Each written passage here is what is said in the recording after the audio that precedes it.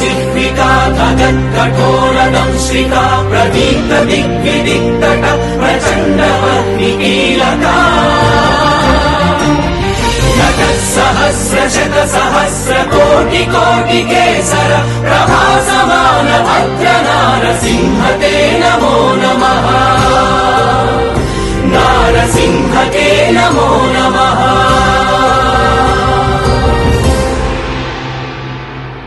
कठोरदंश्रिका प्रदीप्त दिग्विदिक्तट प्रचण्डवह्निकीलका